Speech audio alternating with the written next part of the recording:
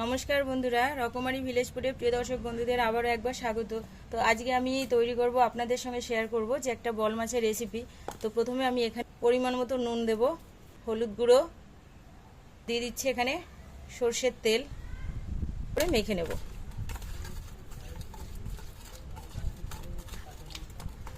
তো বন্ধুরা 5 মিনিট আমার হয়ে গেছে, মাছটা ম্যারিনেট করে নিয়েছি। কড়াইটা আমার এদিকে গরম হয়ে গেছে, আমি কড়াইতে দিয়ে দিচ্ছি সর্ষের তেল।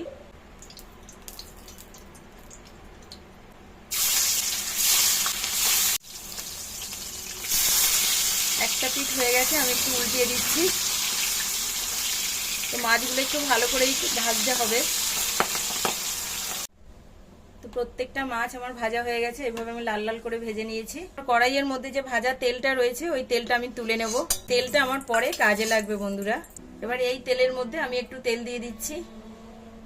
ফোড়নে দিয়ে দিচ্ছি একটা গোটা তেজপাতা, একটা শুকনো লঙ্কা, আর দিয়ে দিচ্ছি আমি গোটা জিরা। এবার আমি এখানে দিয়ে দিচ্ছি একটা পেঁয়াজ, আমি গ্রেট করে রেখেছি, আপনারা কুচানোও দিতে পারেন, এটা দিয়ে দিচ্ছি।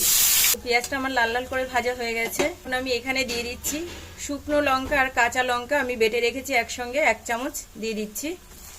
আর রেখেছি এখানে ধনে আর জিরা একসঙ্গে বেটে রেখেছি, দিয়ে দিচ্ছি 1 চামচ।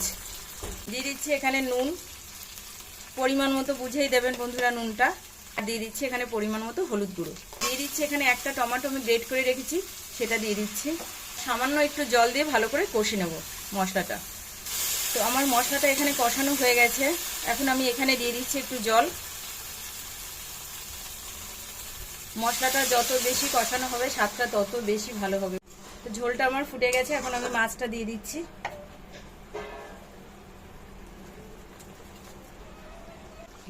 তো বন্ধুরা, আমি যে ভাজা মাছের তেলটা রেখে দিয়েছিলাম ওই তেলটা আমি উপর থেকে ছড়িয়ে দিচ্ছি। আর দিয়ে দিচ্ছি একটু ধনেপাতা কুচি। দেখুন কত সুন্দর লোভনীয় লাগছে, আর খেতেও দুর্দান্ত স্বাদের হয় এটা। তো বন্ধুরা, এই ছিল আমার বল মাছের চমৎকার একটা রেসিপি। যদি রেসিপিটি ভালো লাগে তো অবশ্যই লাইক কমেন্ট শেয়ার করবেন। বিশেষভাবে অনুরোধ রইল চ্যানেলটিকে একটা সাবস্ক্রাইব করে আমার পাশে থাকার। তো আবার দেখা হচ্ছে অন্য কোনো ভিডিওতে। সে পর্যন্ত আপনারা ভালো থাকবেন, সুস্থ থাকবেন। টাটা।